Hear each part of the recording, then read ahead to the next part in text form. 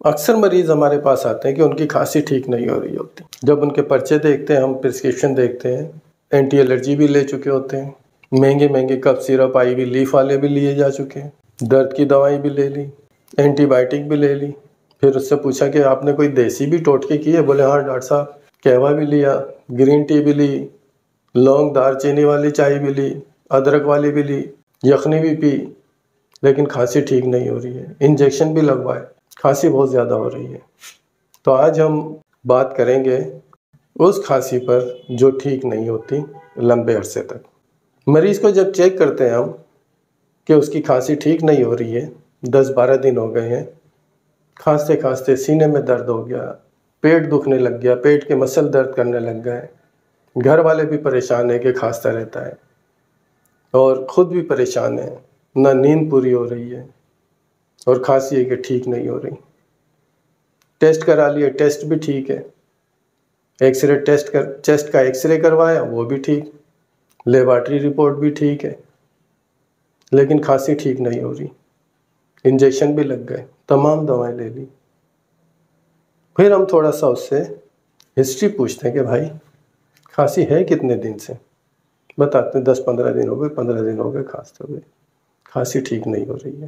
پھر ہم پوچھتے ہیں کہ کھانسی زیادہ کب ہوتی ہے؟ پھر وہ بتاتے ہیں کہ ڈاکٹر صاحب جب لیٹتے ہیں تو کھانسی ہو جاتی ہے، رات میں جیسے ہی لیٹتے ہیں سوتے ہیں تو کھانسی زیادہ شروع ہو جاتی ہے، بیٹھنا پڑتا ہے، پانی پیتے ہیں، کھانا کھانے کے بعد کھانسی ہو جاتی ہے شروع، پانی پیا کھانسی شروع. آخر کیا وجہ ہے؟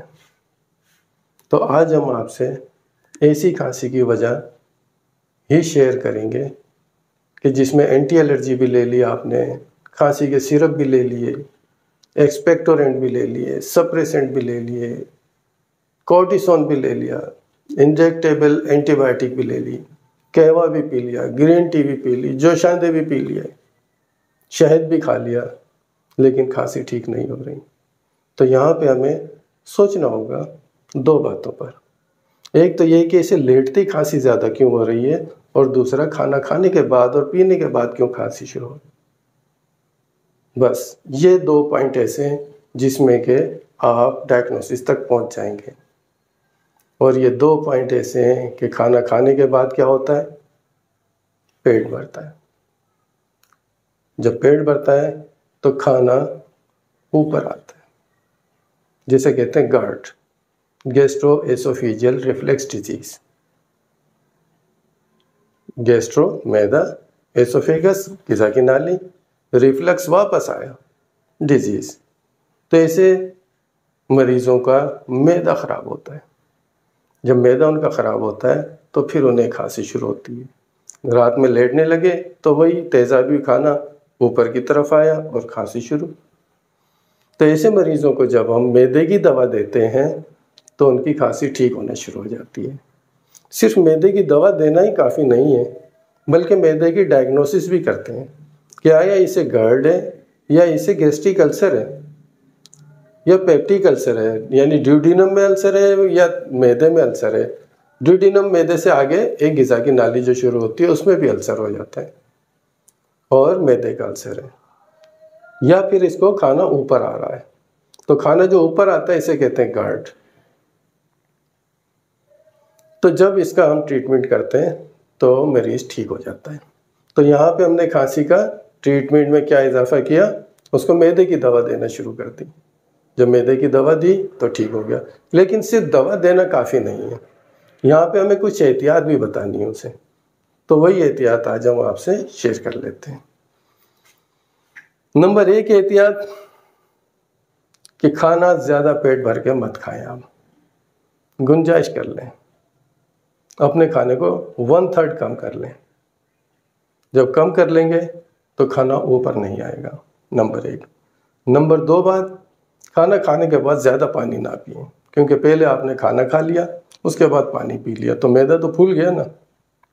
جب معدہ پھولا تو کھانا اوپر، تیزاب والا اوپر، حلق کے ٹچ اور کھانسی. تیسرا، کھانا کھاتے لیٹے مت. کم کھانا، کم پینا اور فوراً لیٹنا نہیں ہے. تھوڑا واک کریں، چہل قدمی کریں، پھر اس کے بعد آپ پھر لیٹیں. तीसरी एहतियात इसमें ये करते हैं कि जो बेड का सिराने वाली साइड है उसको थोड़ा सा उठा लेते हैं। डबल बेड को उठाना थोड़ा सा मुश्किल होता है। जब मैं कहता हूँ कि यार सिराने की साइड को उठा ले, बोले ठीक है डॉक्टर साहब 2 की बजाय 3 तकिए लगा लूँगा, तो तकिए से सिर्फ गर्दन उठेगी, हमें यहाँ से उठाना होता है। ये गर्दन उठी, गर्दन नहीं उठानी, हमें पूरी बॉडी को हाफ ऐसे उठाना है। तो जो सिंगल बेड पे सोते हैं, जो चारपाई पे सोते हैं, वो तो अपने सिराने वाले की साइड जो है ब्लॉक लगा लेंगे पाई के नीचे, एक एक ईंट या ब्लॉक वो लगाएंगे, थोड़ा सा एलिवेट हो जाएगी और उनका ये गर्ड ठीक हो जाएगा। चारपाई बनाते हुए तो ये ध्यान रखते थे हमारे कारपेंटर पुराने कि जो चारपाई का पाया सिराने की साइड होता था वो थोड़ा सा ऊंचे होती थी और पायते वाली साइड नीचे होती थी, तो उसमें गर्ड के इम्कानात कम होते थे। और जो नीचे सोते हैं उनके लिए थोड़ा सा मुश्किल हो जाती है, उन्हें फिर अपने आप को ऐसे एलिवेट करना पड़ता है, चाहे तकिए लगाएं, चाहे कोई फोम लगाएं, कुछ भी ऐसी चीज़ लगाएं जिससे कि वो सीना उनका ऐसे एलिवेट हो जाए। जब सीना ऐसे उठा होगा तो फिर प्रेशर नीचे रहेगा, गले की तरफ नहीं आएगा, तो खांसी उनकी बेहतर हो जाएगी। तो वो खांसी जो किसी भी तरीके से ठीक नहीं हो रही है उसमें आप मैदे को ठीक करें तो उनकी खांसी ठीक हो जाएगी। तो कफ ड्यू टू गर्ड ठीक हो जाएगी, पेशेंट ठीक, आप भी ठीक, घर वाले भी सुकून में। तो कम खाएं, कम पिएं, कम सोएं, ज़्यादा चलें, ज़्यादा वॉक करें, फिज़िकल एक्टिविटी ज़्यादा करें, मुरक्कन खाने ना खाएं, ऑयली खाने ना खाएं कि मैदे में देर तक रहें, कपड़े लूज़ पहने, टाइट कपड़े ना पहने, तो उन्हें गर्ड नहीं होगा, और गर्ड नहीं होगा खांसी भी नहीं होगी। इस तरीके से आज हमने 2 टॉपिक कवर कर लिए, नंबर 1 गर्ड और नंबर 2 कफ, वो खांसी जो ठीक नहीं हो रही। उम्मीद है कि आप मैदे का और खांसी का ताल्लुक़ समझ गए होंगे। आइंदा फिर किसी टॉपिक के साथ हाजिर होंगे, उस वक्त तक के लिए इजाज़त दीजिए। अल्लाह हाफिज़।